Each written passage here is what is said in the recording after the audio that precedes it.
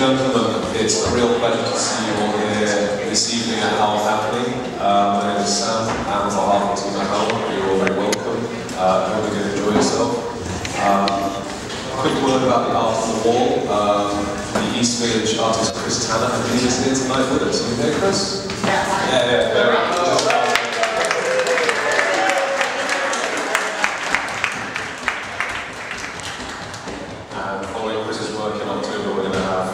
Photographs by photographers from the Village Voice, so do look out for that show after Christmas. It'll be pretty great. A bit of housekeeping: if you have had a drink, please do put your cups in the trash on the way out. We are recording the evening, so if you need to get up, please be aware of that. And if you could put your phones to silent, that would make a big difference. Now tonight's evening, I want an unprecedented tribute to Gregory Corso. I don't have much to say about it, apart from to say that I look forward to it a great deal. Tonight we have Raymond Foye, George Scrivani, and Adam Morgan, as well as a few special guests. And I'm going to pass it over to Raymond now.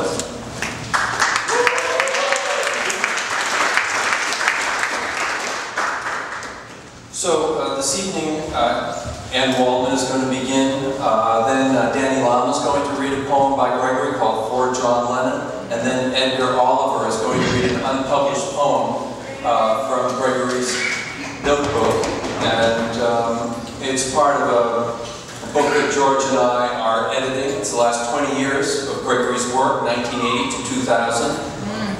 It's an enormous manuscript, which is this, in addition to many notebooks, and we're grappling with that.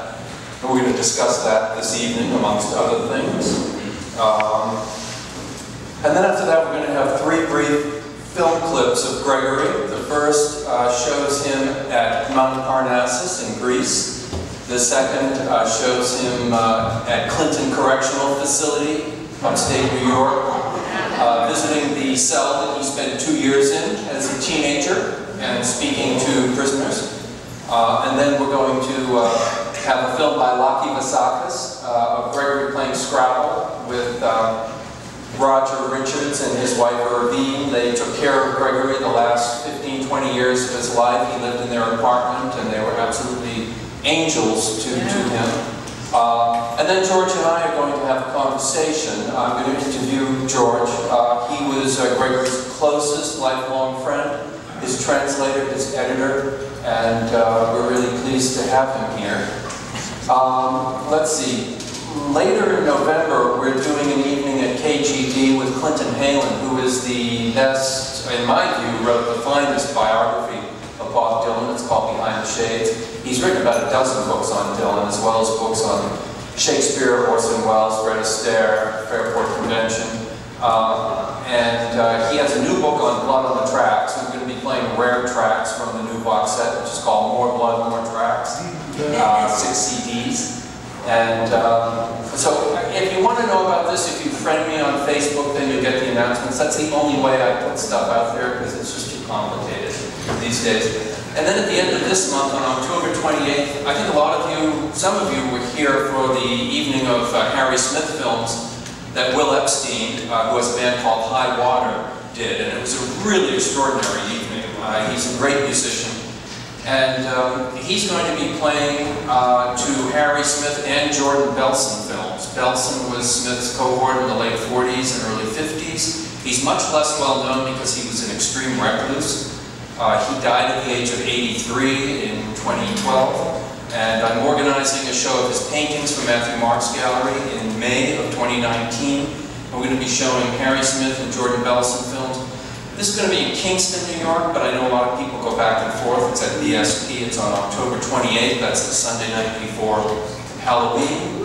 And Will's going to be playing with Garth Hudson, who's 81 and doing great. And Garth's wife, Sister Rod Hudson, is going to be singing band and Dylan and folk songs from Harry's anthology of folk music. And then we'll probably bring that here to New York afterwards. So, as they say, without further ado, here is Anne Waldman.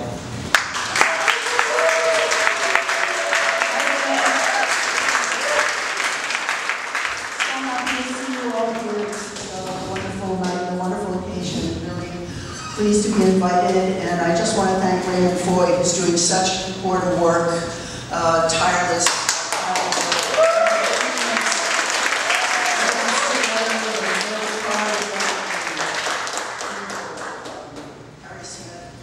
Very, very moving in these times, and it's really heartening. And I want to say it's so important. Gregory has been a sleeper in recent years. There's just not enough going on around his work, and this new book is very exciting. And compared to his other angel partners in crime, angelic partners in crime, the crazy wisdom tradition, he's been, you know, sort of nascent. And as Raymond was saying, he's been having these visitations, and I've been feeling it too, this unease. It's like Gregory's coming at us from the void. Walden! What are you doing about my work? There's a beautiful edition that Lost and Found. Maybe you've seen some of Gregory's teachings at Europa, and the students there, the PhD students in that program under the beautiful guidance of Emil Alcalai, were thrilled, you know, just transcribing this stuff and editing it. You know, Gregory would say, it's one of the biggies. He's talking about Gilgamesh. And anyway, I recommend those 2 volumes to you, 2 little slender volumes to you. There's more to be had there from his actual discourse and teachings. So be able to look at it. Anybody doing that kind of research, check it out.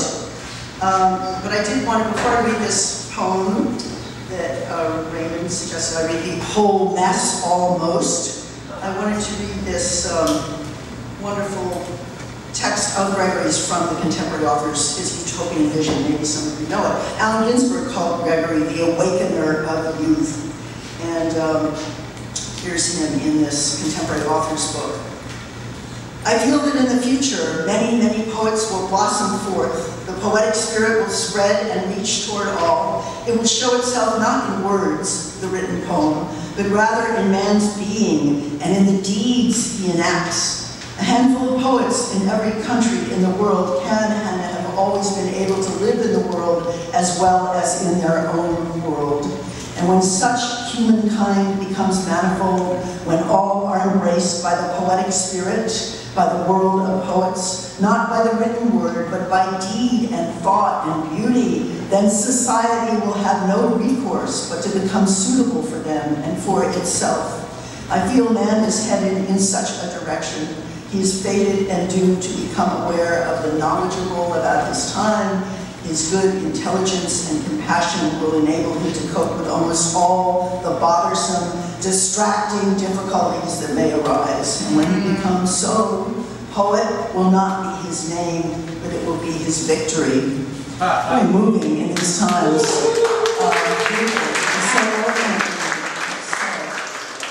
And also just thinking of his story, aside from his extraordinary poetry and the vastity of that, and you know, I think there's a whole younger generation just not aware of this body of work, but thinking of his period in prison and the whole carceral situation that we're in this culture and country, just to, you know, and likewise when Raymond was doing the Harry Smith night, just thinking of these individuals, you know, a guy that you might see on the street, somebody like Harry, you know, homeless, broken down, teeth gone, and yet this extraordinary, angelical, brilliant being, visionary. Likewise, thinking of people behind those bars and those kinds of situations, just how much more we can do to wake up on that in many fronts. So I will read the whole, just also to say, Gregory was in and out of my life a lot of years. As an awakened youth, I saw him first on McDougal Street, where I was growing up, and I was, I don't know, 13 or something. It was my first poet spotting. It was a great one. The poet Maudit, you know, really, par exemple. And then his, you know, with Alan and Harry, all those years in New York, and then, of course, his sojourn at Europa. And he always said, "Oh man, you gotta start a Buddhist rest home for the poets, for the deep poets." So I'm still working on that. The whole mess, almost. I ran up 6 flights of stairs to my small furnished room, opened the window, and began throwing out those things most important in life.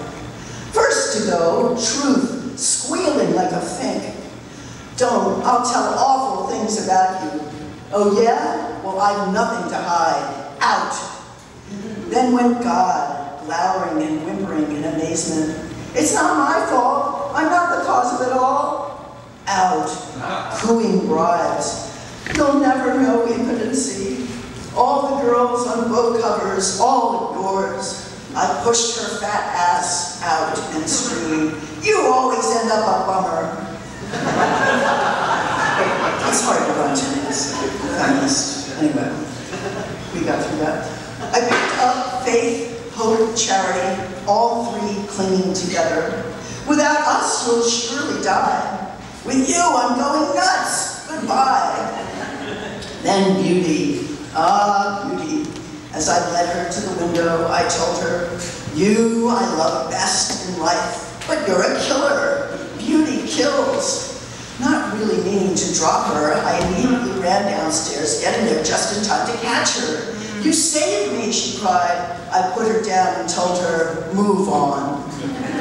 Went back up those 6 flights. Went to the money. There was no money to throw out. The only thing left in the room was death, hiding behind the kitchen sink. I'm not real, it cried. I'm just a rumor spread by life. Laughing, I threw it out, the kitchen sink and all, and suddenly realized humor was all that was left. All I could do with humor was to say, out the window with the window. Thank you.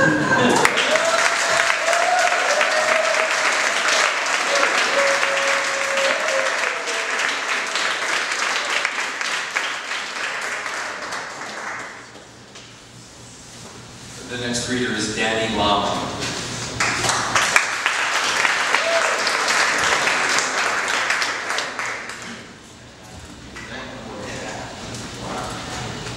For John Lennon. Star-thrower, you'll be no more when tomorrow they'll close the door like an act of Jesus Christ. You know, it ain't easy. You know how it can be. The way things are going, they're gonna crucify me and you.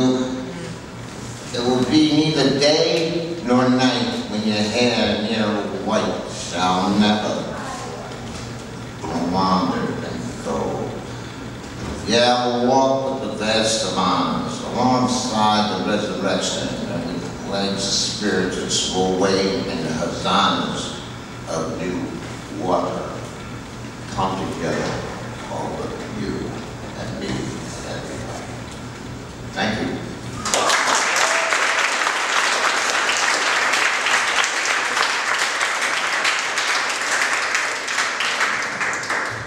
The next reader is a true legend of the East Village, Edgar Oliver.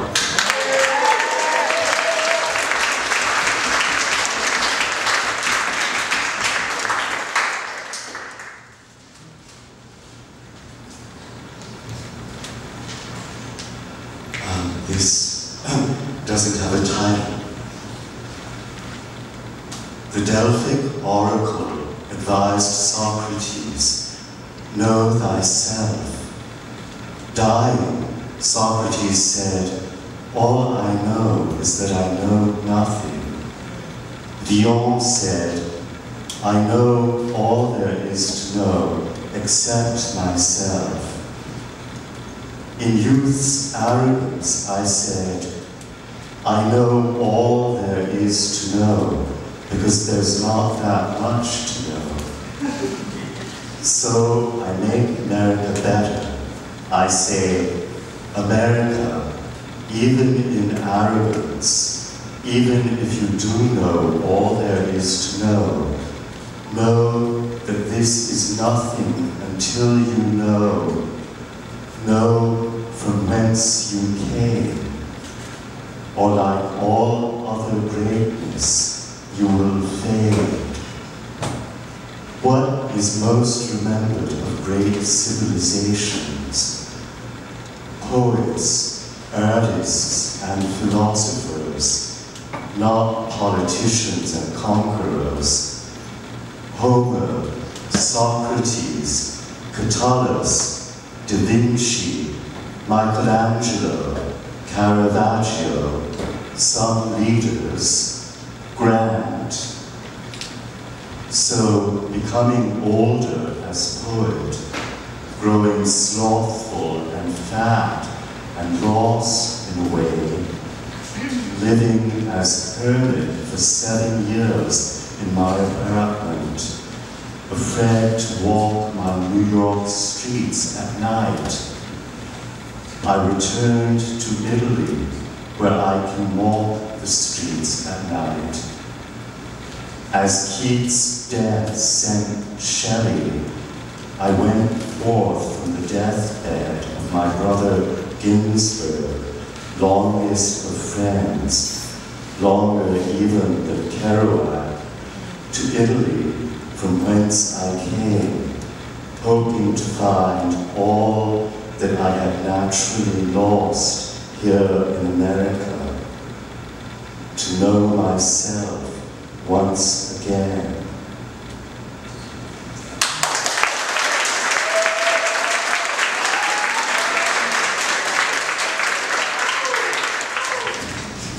That was a world premiere, so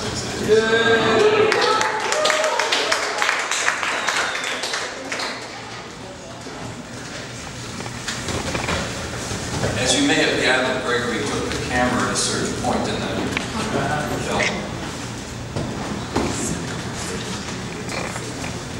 So,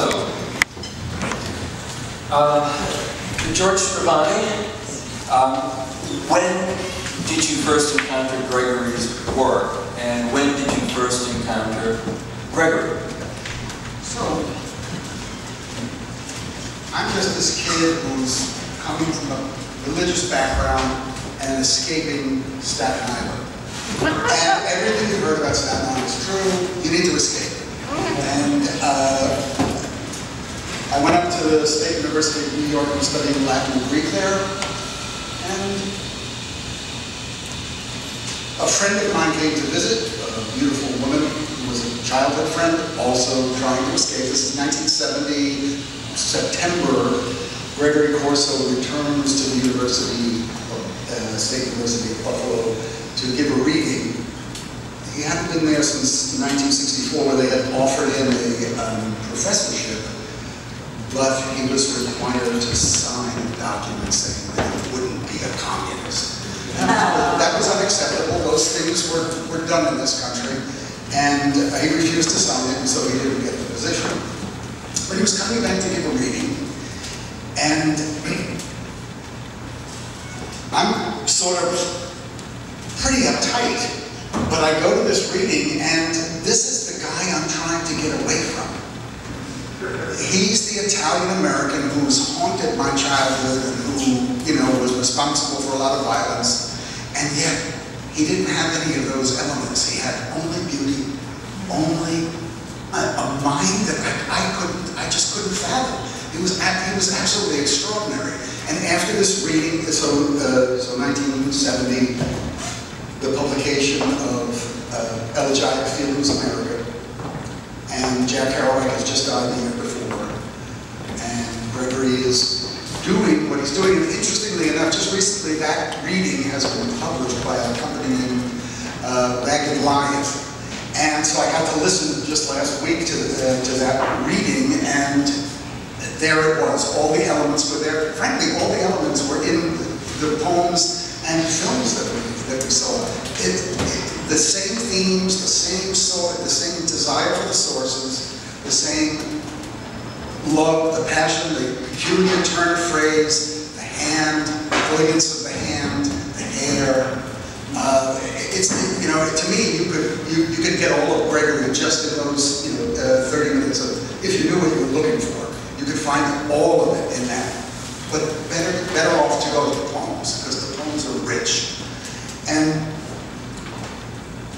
so Susan and I, this friend of mine from Staten Island, we went down afterwards and met and introduced ourselves. And what does Gregory do? Right away, he tells everybody in the room, I'm going to worship at the altar of Venus and Sodom.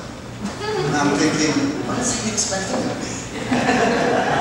But at the same time, it's like, who would do something like that? You know, this street kid that I was very familiar with, little Italian-American street kids, he had the same walk, the same style, but what was coming out of his mouth was like nothing I'd ever experienced before.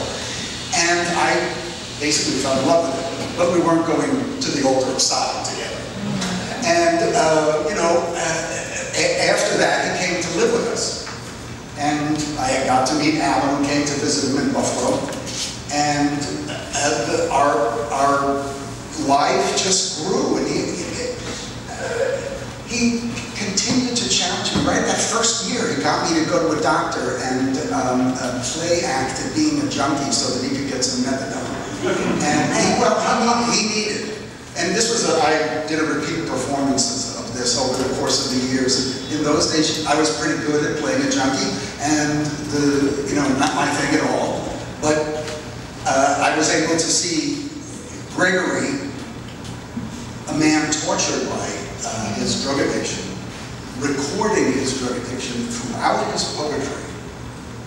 And this is the consciousness, this is a grand poet commenting on the drug problem in America for 50 years. And it's all there, it's documented. The same problem that we still have today. And I mean, for relevance, Gregory's work remains just on little things like that. There's the larger picture, of course, of all of that wonderful poetry. But from the heights of junkie self-indulgence, I'm rich, I use my blood like an extravagance, to the government has stuck its maw into my medicine chest. He has these comments that are constantly, the poems are not about drug addiction. There's just a phrase, a line that comes through, and all of a sudden you're brought back to that reality. So, where's that little poem?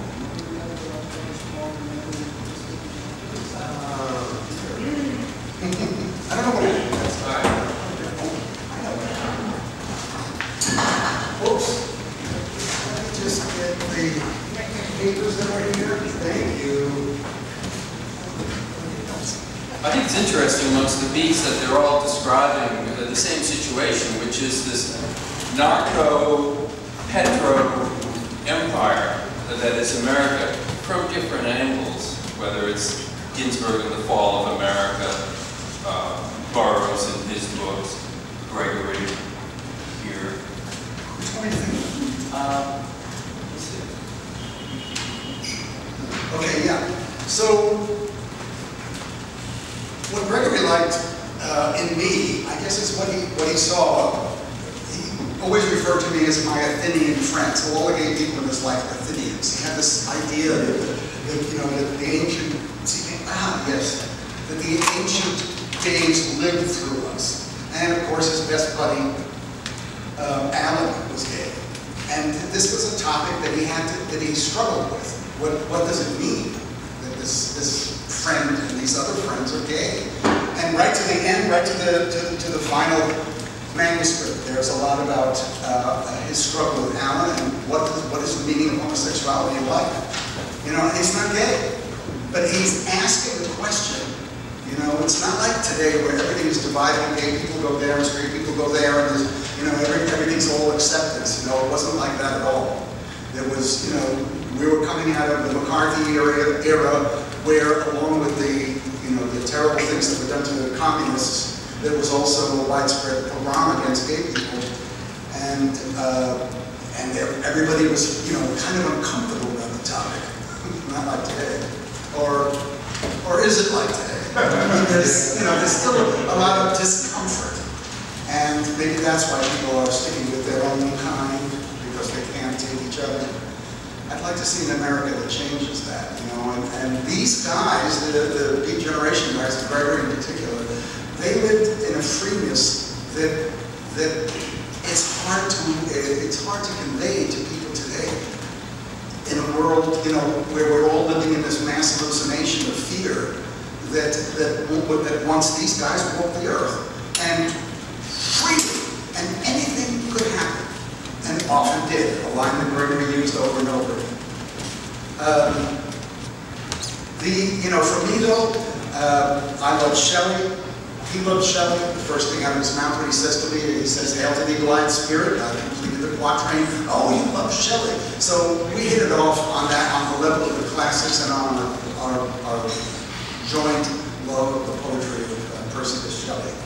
And we just hung out after that. And shortly thereafter, I left school. We went to Greece. He had I needed to do the act again to get the methadone so that he could join Alan Hansen on Egada and teach at the American school there. And that was my first trip. So I'm 22 now, and that's my first trip out of America. I'm seeing Greece the first day after having studied it all my life. And seeing this scene with him at Delphi, right, is an endless conversation with him. Delphi, of course, is where the oracle sat.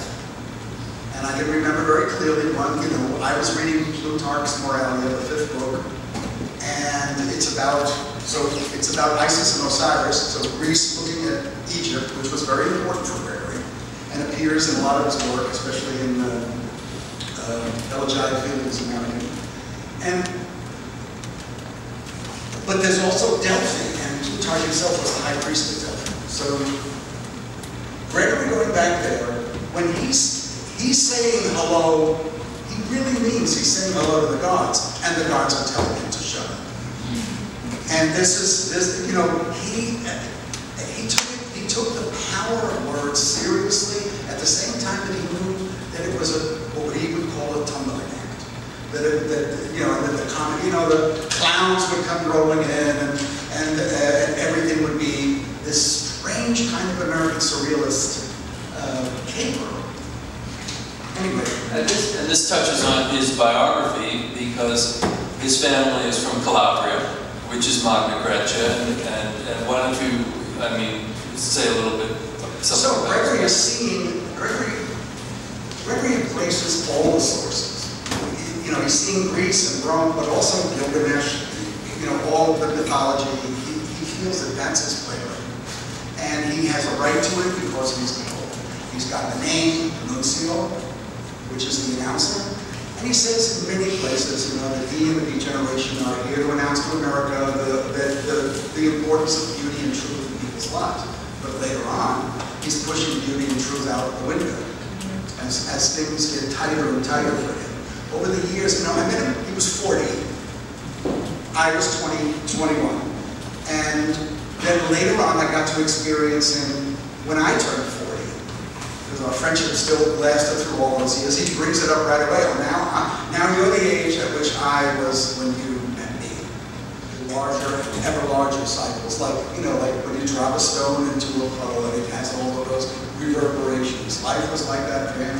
And he would go from the moment out to the great year and bring in all of history. That'll fit there really well. Apropos of that remark, this is Gregory. Ann Walden mentioned these lectures, which are available from Lost and Found Press. You can listen to them online as well on archive.org. This is a class he's giving at the Europa Institute, and he's drawn a big pie chart on the board, and it's the zodiac, but it's also 24,000 years, and the student says, I'm just trying to get it straight in my head. I don't really know much about, astrology or the zodiac. Corso, this ain't astrology, but then again, if you want, it works. Pisces, the 2,000 years that just passed was the fisher of men in the Western world, was Christ. Before that, Aries, god of war. You had Julius Caesar, Alexander, the worship of the lamb, the killing of the lamb. Before that, Taurus, the bull. In Crete, dancing over the bull. All over. If you go to Gnosis, you'll see the bull-shaped thing. All right. Before that, Gemini, communication, language. Before that, Cancer, flood. The floods that the Gilgamesh wrote about, the Bible wrote about. Things that happened before that, there. Then you get Leo, which is regnancy, sovereignty, kingly rule. You get the lion there in Mycenae. You get the lions of the Assyrians. Before that, a tough fucker, Virgo, your earth game. That goes to 10,000 BC. And sure, the Neolithics, getting out of their caves and coming to start playing on the ground. Of course, all right. Then the balancing act, Libra. And remember this, there's things that happen before that. You'll get 40,000 years of caves of Lascaux, Altamira. Is that what you want? That was a spontaneous reply to a question from a student. And that gives you a sense of that scope, right? And at the end of the lecture in 1970, after he read the poetry, he did a similar riff on the same idea. And the second half of the reading, these things were with him all the time. But the fun was that you got to hang out with a guy who thought that way. You know, most people don't. And where did he get this? What was I was absolutely convinced of was that this man was a poet, and like no other, that he, for me, embodied the true spirit of poetry. And there's nothing after his name. There's no PhD, no BS, BA. There's no titles. There's no awards. It's just Gregory and poetry, 24/7. And the delight in that, and the craziness, the capering. You see him here, he had a kind of comic act which he liked to play for people. It's a show. When you hung out with him alone, he was struggling with serious problems, the meanings of truth, the meanings of our lives. Why man is here? Is God here? Asking those kinds of questions. Again, it was, who out there is doing that? Today, the voices are not there. They may be dormant, or they may be quiet, but there's, we have no Alan leading a political perspective. We don't have the insight, the concision of poetry that we had back then. Now, the age has changed, yes, of course. Things are different now. There's great stuff coming out of this area and that area. It's not, but poetry is beyond the rules and regulations. It's beyond the professionalism. It has no category that you can put yourself easily into. It's everything. And then, with Gregory having to deal with America, he goes to Europe, Gregory pulls one of these capers, and the owner of the restaurant comes out and says, "Please sign my menu." It's an honor to have you at my house. He's here in America. I remember one day going over to visit him in San Francisco, and I took a cab over, and Gregory's running across the street, and the cab driver says, "Oh, look at that bum. He's out of his mind." And I said, "I'm coming here to visit that bum." And the poor cab driver was mortified. But there was Gregory flying around, doing his democratic thing. He's a true American in that respect. He didn't care who he talked to. The wealthy, the educated, the people in the streets, the junkies, alcoholics, children. He was 100% for them at that moment. And he helped, I think the Dannemora scene here is Gregory in his generosity mode. Gregory giving, and he gave a lot. He suffered a lot, but he gave a lot. The suffering perhaps self-induced, but he struggled with that issue as well all his life. And you can see the tummy there, that big tummy. He's got the ascites, the liver is giving out. This is the end of his life. And soon he's going to be bedridden and then leave the planet. And during that time, he's writing this manuscript. So after Alan dies, something happens.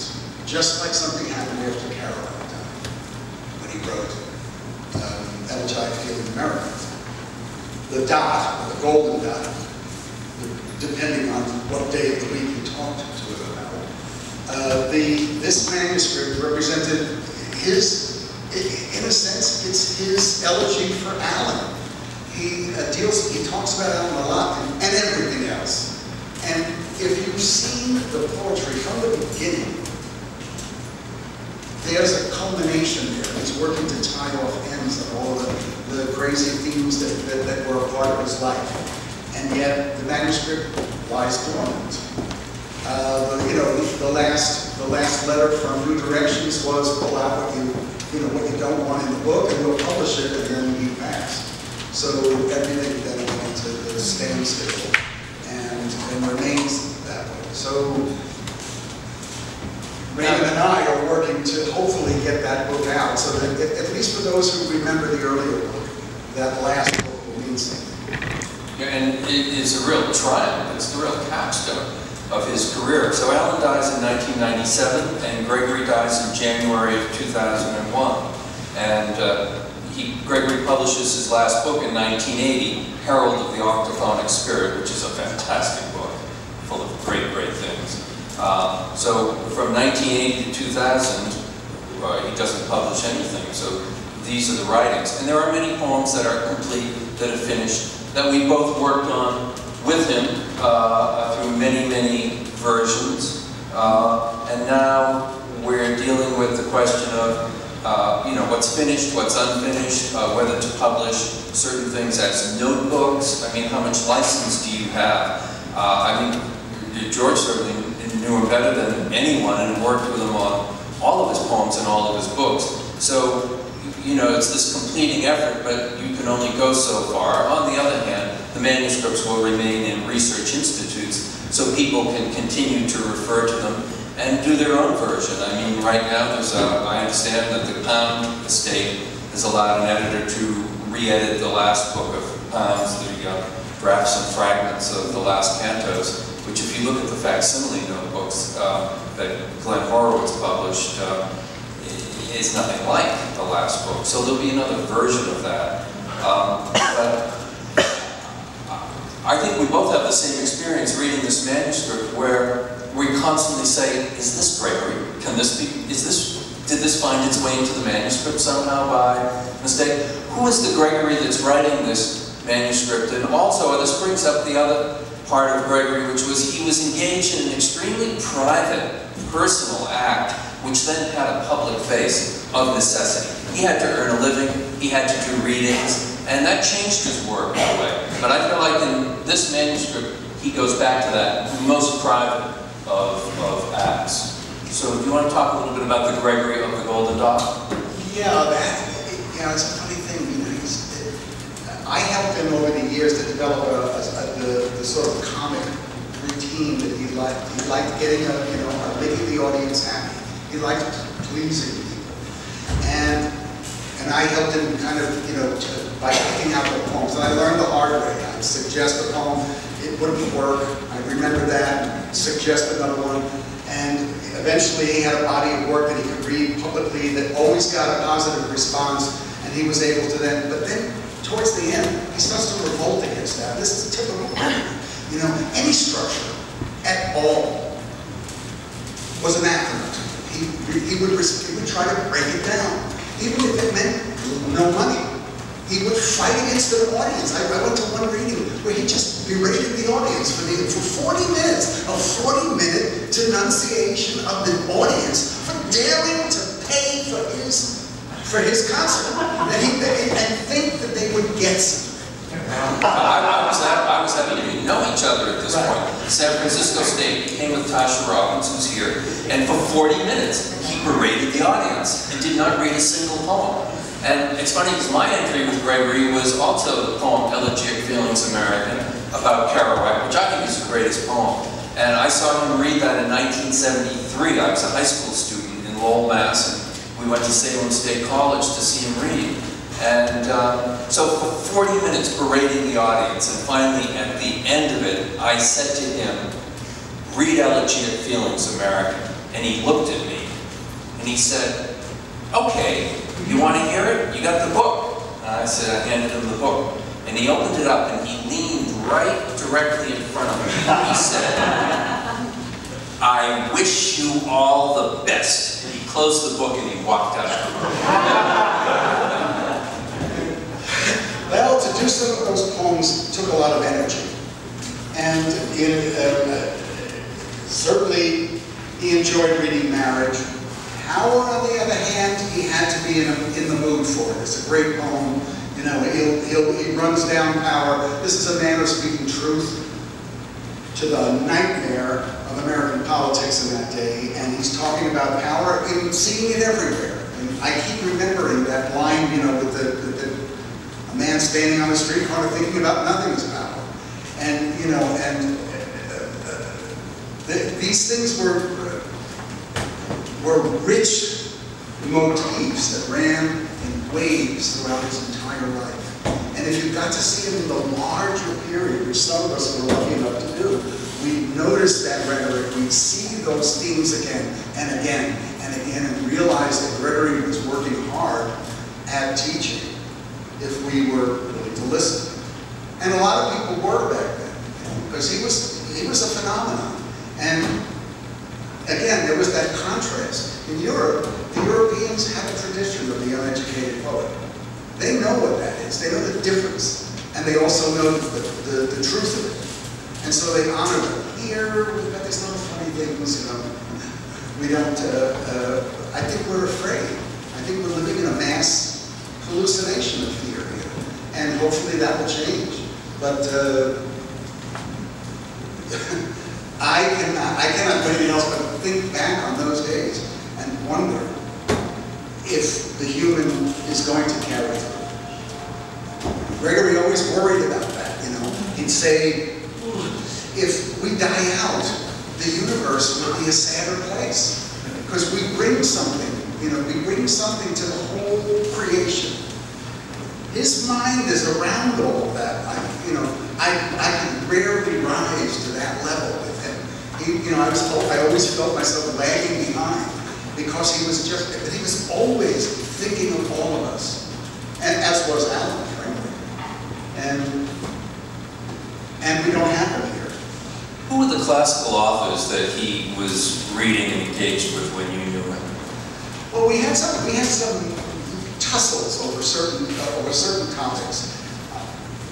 We saw that the Delphic oracle, you know, Plutarch and the Oracle of Delphi, and the fifth book of the Moravia. But the funny thing about that was that, you know, I was reading the book, you know, it's a low classical series book and green cover, you know, these things that classical people do. That we read these kind of books. The little tiny books, Greek on one side, English on the other. You know, they're fun. And, you know, over in Europe, you know, the French, the Germans, the Italians, they all have similar editions of this. And I buy the book, I bring it home, we get into this big discussion about Greece, looking at Egypt, you know, and then I can't find the book. And I'm wondering where the book went. So I go and buy the book again. And, you know, and then it's missing again after a long conversation. I go down out to the street and ask Gregory selling the book. He's got a hold. Now, our conversation is now part of his sales pitch. And he's looking for the money in order to be able to score the dough, right? And so the third time I bought the book, he didn't see it. Because I wasn't going to share again. I had very little money, and I couldn't afford it, basically. You know, so we get into these little tussles over classical texts, and you know, whether it was Catullus, and Catullus breezes through his life, and or Lucretius. And there's a late poem on Alan's death, which is very similar. Very beautiful poem, sort of playing off of Catullus's farewell to his brother when Alan passed away. Gregory's farewell to him. And so for me, this is rich, because this is the world that I study. And when we would pal around, I always go to the readings, and Gregory would always be there and ask me and say, "George, did I get it right? Did I pronounce it right?" Or he would make a reference to something, and you know, and then he'd want me to corroborate.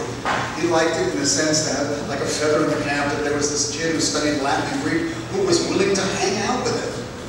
You know, and who wasn't a junkie, who wasn't, you know, an alcoholic, who wasn't somebody living on the street, and you know, I mean, to me, he could do no wrong. There was, you know, I saw that for other people, they got a different Gregory, and there are probably as many Gregories out there as there are people who met Gregory, and you know, I laud that, and I think it's a wonderful thing that because he moved a lot of people's lives. He helped them realize themselves, and he helped them with their drug problems. He actually would engage with them on a very, gritty level, and try to help. And you watch the faces of people over the years transformed by his conversation. He, would look them directly in the eye and really get to the heart of them. And that was a great legacy for him. But he wasn't, he didn't care about an accolade for it. He wasn't looking for credit in any way, shape, or form. This was democracy in true practice, or everybody together, and whoever wants to hear, hears. He was an extremely challenging individual to hang out with. I remember once Choking Trumper introducing him at Naropa at the poetry reading, and Trumper said something to the effect of, okay now, all you students, you're going to have to learn to separate your warrior qualities from your neuroses. That's how he introduced, that's basically how he introduced Gregory. Well, Gregory was the bringer of crazy wisdom to the Naropa Institute. There was a period where I played Gregory's, in a sense, it was an act as best as I could summon up that sort of style of being the teaching assistant for Gregory. And it wasn't an easy thing to do because Gregory, as soon as you set a construct around anything, he rebelled against it. He didn't like the strictures. This was, he needed to break out. So if I were reading with him his translations, he wouldn't, he'd get up there and he'd say, "Go ahead, George, read the translation of that poem," and then the next poem would be a poem that I hadn't translated.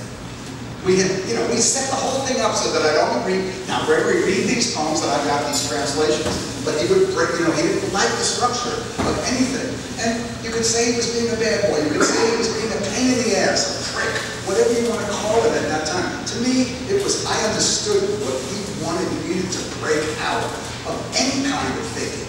And it didn't matter whether it came from Allen or the President of the United States or, a bunch of Europeans, the European bourgeois who doesn't want to, not that, not that. And Gregory would just right through it all. And with so much truth in the moment that the sham would fall away. They were, only a poet can do that. I don't know of any other type on our planet. And that we don't celebrate them more is in the ancient days, the poets were celebrated. And we celebrate them, some of us, we celebrate them today, but not nearly as much as we should. Ears to hear them, there just aren't that many. Now, you've traveled with Gregory a lot in Europe. You translated his work into Italian and German, and would read. Your first reading with Gregory as a translator was on stage in front of 4,000 people, and that was your first public appearance before an audience. Before an audience of any kind. He forced me to do it, right? I was just saying, I'm going to translate. Oh, great. Now get up there and read. And he insisted that I drink. He insisted that I smoke marijuana, which I'm not really into drugs. A little bit, but not in any big way. And I got up in front of that Italian audience and read these Italian translations. My hands were shaking. And he was off in the corner with Michael Moore, laughing his head off. They thought this was so, look at the kids, isn't it great? And this was great. This was a kick for him. But strange things would happen. Gregory had an Italian spirit. If you translate it into Italian, it works rather well. Translating it into German is not so easy. I translated, it's hard to get the humor. His particular kind of humor would come over in German almost like it was weighted Heideggerian philosophy. And I was desperate to find the right tone. And frankly, I have to say I never succeeded. Although, as philosophical statements, they were wonderful, but that wasn't what Gregory was about. The tumbling act, that I couldn't capture in German. It was to make it profound and yet light. And it may have something to do with the German language, which I love.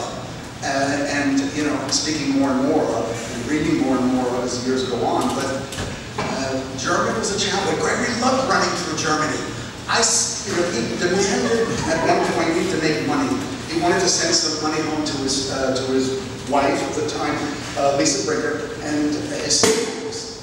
And so I didn't know how to put together a tour. It wasn't my thing at all, but he asked me to do it, and so I did. And I organized this enormous tour.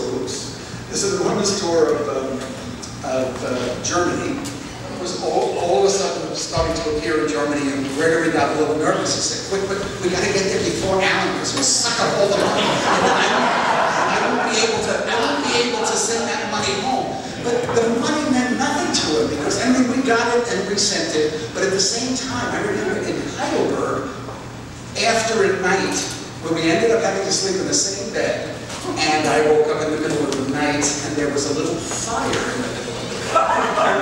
And then we turn the mattress over, because we don't want them to know. We don't want them to know we burned the mattress. Of course, the hotelier was on the phone to the America House saying, "They burned the mattress, you have to pay for it."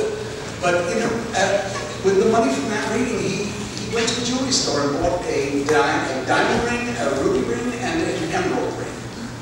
And he put them on his fingers, and he said, "I've always wanted to do that." To see those 3 stones on my hand. They were only on his hand for maybe 20 minutes before he was giving them away to propose. Right? He would use these, if they he would flatter them. He'd get them to do all kinds of sweet things, and he just gave the rings away. You know, he didn't care about money. He didn't care about any of those kinds of things that make for professionalism in poetry. As when Alan came to him and said,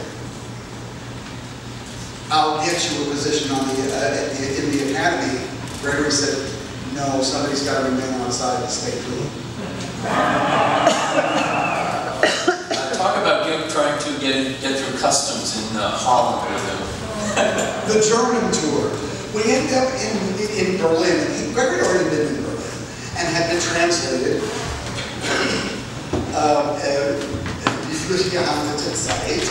In the fleeting hands of time, was a volume of his poetry that had come out 10 years before.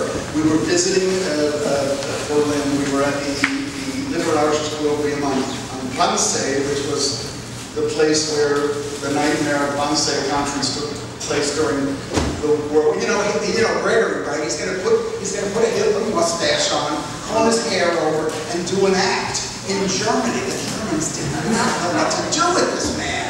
You know, they themselves they weren't even sure, did Hitler really happen? And here's Gregory, with the red cap on, saying, "I'm the devil."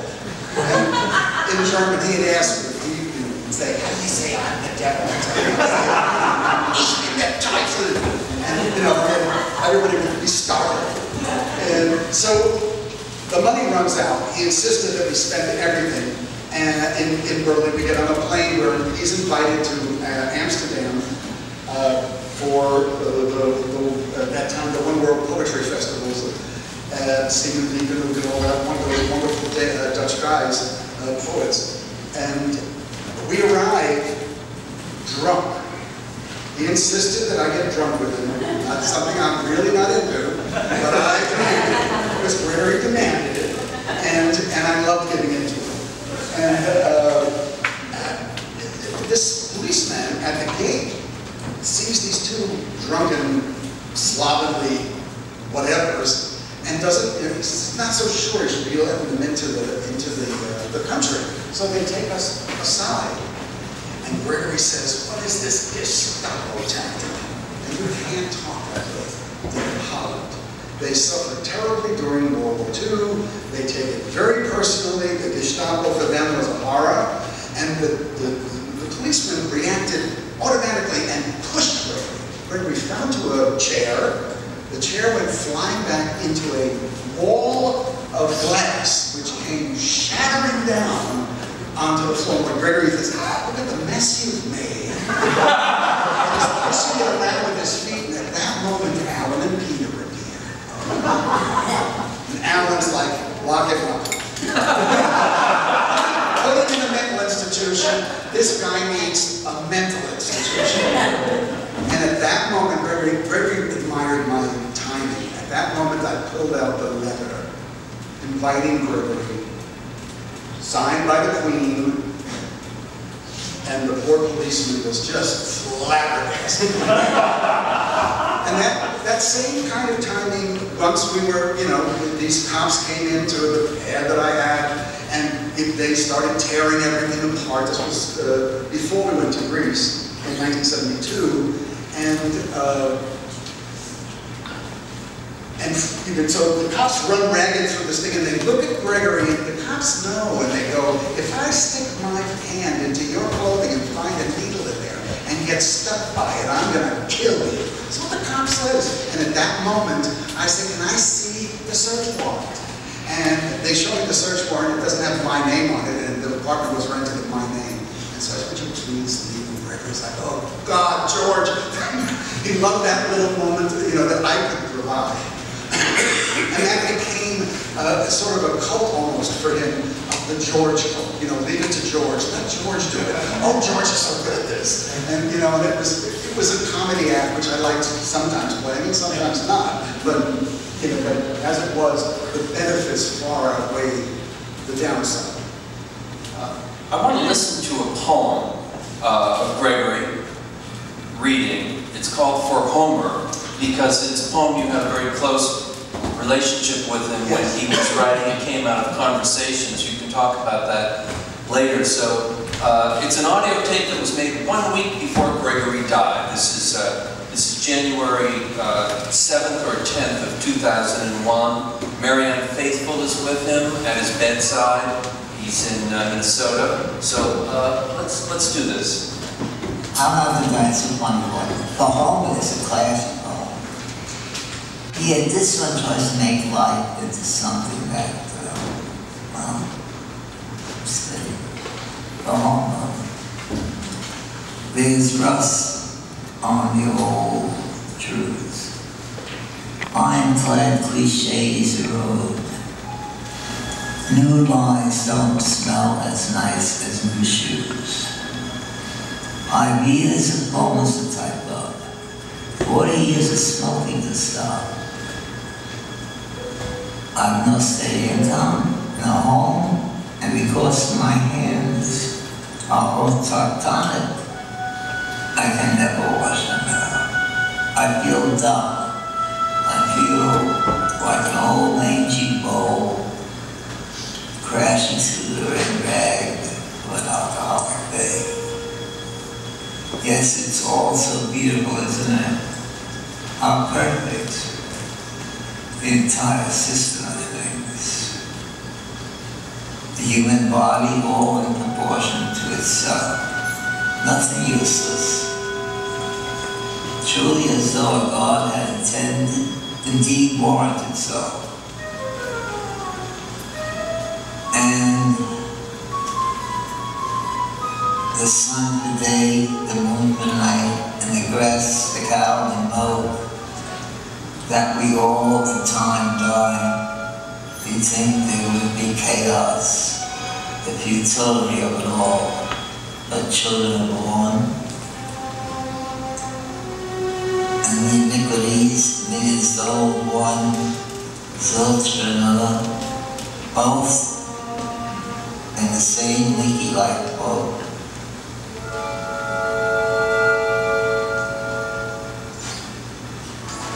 I've no religion, and I soon worship hermits. And there's no tomorrow, there's only right here and now. And you and whoever you with, alive as always, and ever ignorant of that death you'll ever know. And all's well that is done. A hellion happiness pervades the peace. And the gifts keep on coming. The work begun ends splendidly done. To see people aware and kind, at ease and contained of wonder, hide the dreams of the blind. The heavens speak to the ellipse, all's caught what could not be found, all's brought what was left behind.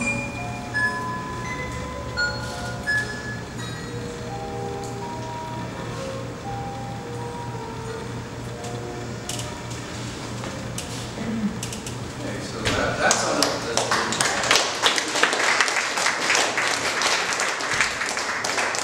He was very ill doing that. What can you tell us about that poem? What do you remember about that?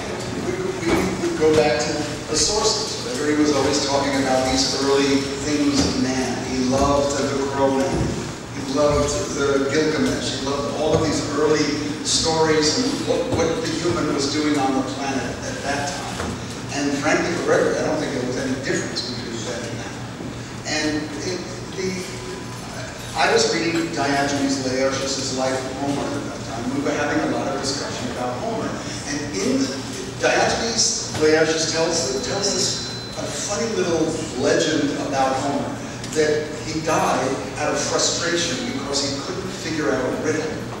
And the riddle was, what I caught, I cannot find. What I brought, I left behind. Who I am. Now, some people say it's fleas, whatever, it could be anything.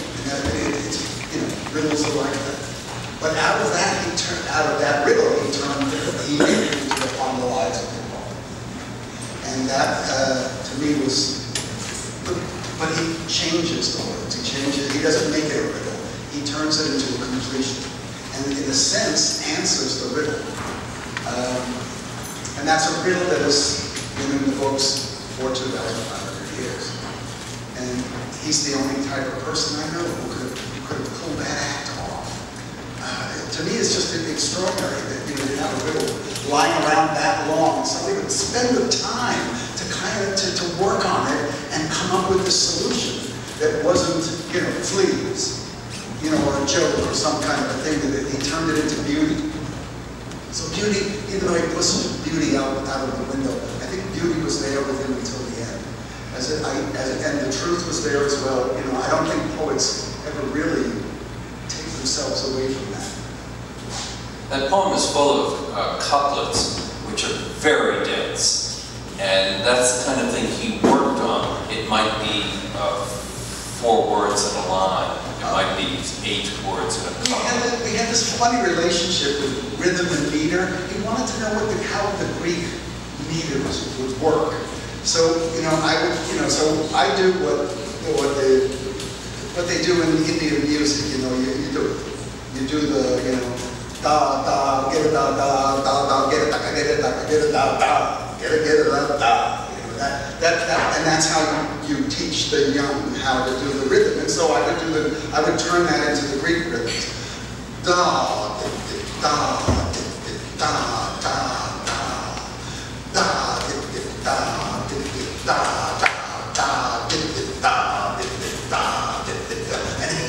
I get it. And then all of a sudden you'd see him running off to the page and writing it, because they would just fall into his mind. I mean, these are literary forms, the archaic, that haven't been practiced for 2,000 years. And yet for him, he'd pick it up like that. Just, how does that happen? And it's updated with a completely contemporary parlance. It's street language. You don't see it, but it's there. And there's an incredibly revealing line in this poem where he describes himself as a mangy bull charging through the red flag of an alcoholic day. I mean, that's just extraordinary. And if you hung out with Gregory at Gino and Carlo's bar and 1,000 other places, that's exactly what it was like. And I remember seeing him at Gino and Carlo's, hanging out with him. The first time I saw him there, he had Catullus paperback, Penguin paperback in his back pocket, and he was giving somebody a hard time out in front of the bar. And, I said hello to him, and we went inside and played pool, and I thought, this is amazing. This guy he's not showing off. He's really reading Catullus. He's really getting into these things. And he started giving me a lecture about how you understand billiards. And it's about spheres, and it's about groups of 3. And it was like an alchemical lesson. And then, you know, he started talking about Mozart, and I remembered how Mozart was a great billiards player. He played billiards until there was time to, you know, there were half a day left and he had to finish the opera, and then he'd get back in. And I thought, this is the real thing. But that was the way Gregory was. He was doing his work all the time, and he was doing it in public, and his mind was always with the poem. And it was not an easy situation. You know, in many ways he had a very sad and tortured life because he could never get away from those thoughts, those ideas, those images. The sacrifice that this man made to be a poet and to be an honest poet is absolutely extraordinary. Yeah, it took a terrible toll on him. You have to understand, this is not just a man who did several books of poems. He also wrote 14 plays. He wrote a novel, and there's an extraordinary volume of his letters that put together by Bill Morgan that will blow your mind. And you know, and there's much more. There's that manuscript there. Everybody thinks he didn't do that he had a minor contribution. There's nothing minor about this guy at all. And you know, the critical establishment looks at things a certain way. They just came out with a book called what's it called? Hip Sublime, a collection of mid-century American poets and their relation to the classics. It's got Gregory on the cover, a beautiful photograph of young Gregory in a lotus position with the Erythrium behind it. And then you go through the book, and there's no essay on Gregory. The introduction deals with him and says he's the most classical of all of the American poets, but no academic was willing to step up to the bat and actually try to tackle his work. His work is also full of all kinds of, I mean, just aside from the classical, there's a notebook that I was looking at the other day that he kept on Horatio Street. The whole notebook is about the birds in the neighborhood. And he's talking about the pigeons and the seagulls, and the whole notebook is full of, you know, their birth, their life, their death, what they're doing. I mean, and it's so funny and imaginative. It's a whole book about the birds in his neighborhood. I mean, and there's so many things like that are just, he's an absolutely delightful poet. You know, he really is. And he liked painting in his spare time, and he would do these unbelievably funny drawings. If you ever get a chance to if you come across a copy of American Express, his novel, which he sort of put down, he said, I made it too fast, it wasn't as good as it could have been. There are these little doodly things through the whole thing that are just so fun. You got, here they come, the characters in the novel, here they come and there they go. And different kinds of strange people, Dr. D, who's the D for death. And, you know, it's all centered around a boat, people getting on a boat and leaving. It's just, it's a simple story. But he turned it into a sort of a Marx Brothers craziness, and the drawings, which he did all his life, often looking at, you know, photocopies of the masters and trying to imitate them. And he left this incredible record of that behind. Then, you know, I mean, he's a poet looking at painting. He loved his Vermeer. He loved his Da Vinci. He, you know, and talked endlessly about the great European masters. But he also had the taste for the modern, and, you know, praised the abstract expressionists. And you got to know, and for me, of course, this was, I mean, I came from a very narrow little world of Catholic paranoia. And, you know, and he showed me that basically you didn't need to be stuck by the past, that you could open yourself up to the world, and that it didn't matter. And he had a very meaningful relationship with Francesco Clemente, who is here this evening. You translated The Departure of the Argonaut by Alberto Savigno that Francesco illustrated, one of the great illustrated books of the 20th century. But Gregory wrote a number of texts for him. You remember the gold paintings? Yeah.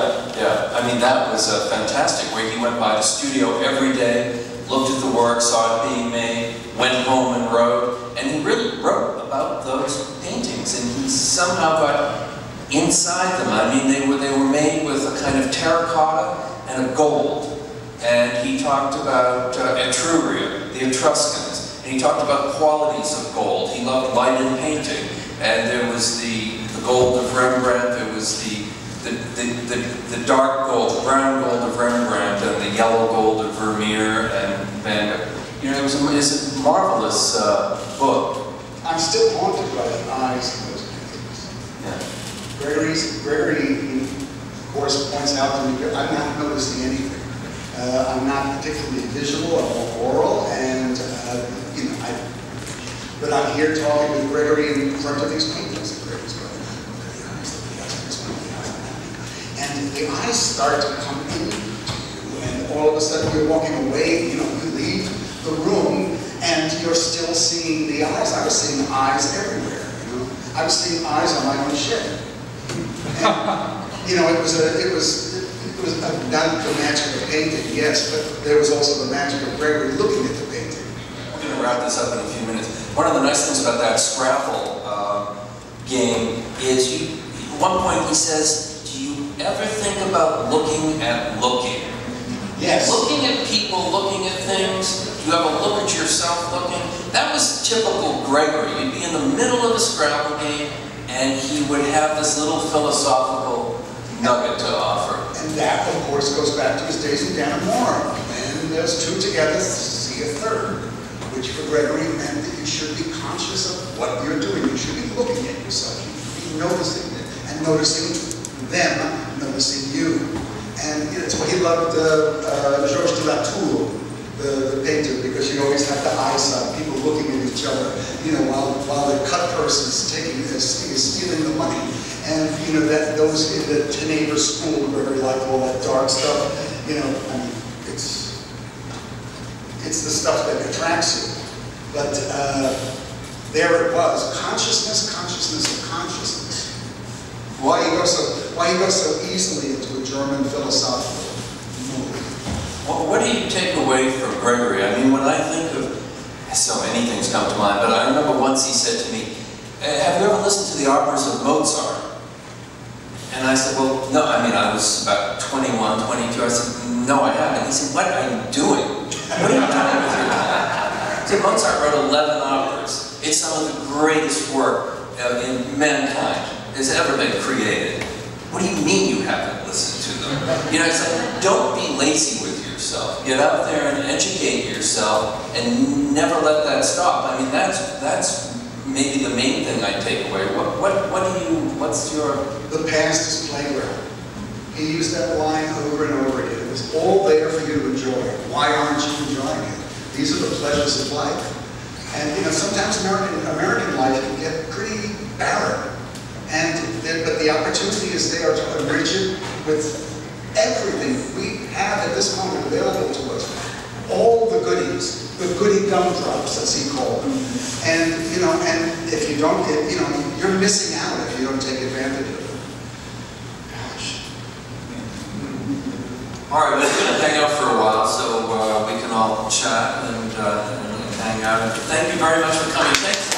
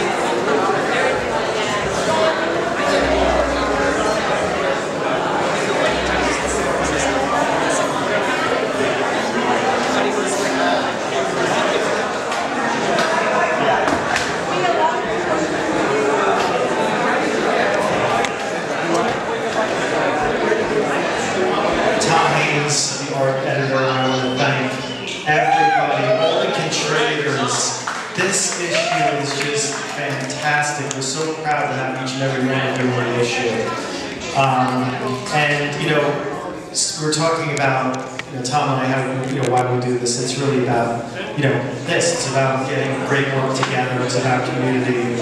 And, you know, we just love doing it. And, Tom, do you just want to say a couple of words? Thanks, Sanjay, and thanks everybody for coming out. And we have big plans for local knowledge. I don't know how much of it we're going to be able to achieve, but thank you for being a part of it. It's like working for NASA. Yeah, I don't know. What should I slip into? Green is good.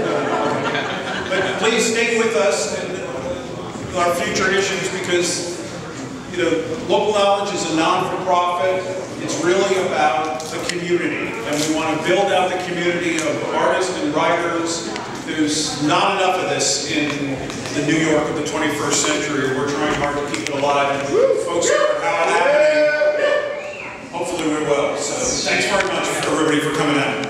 Just one more thing before we let you guys get back to having a good time.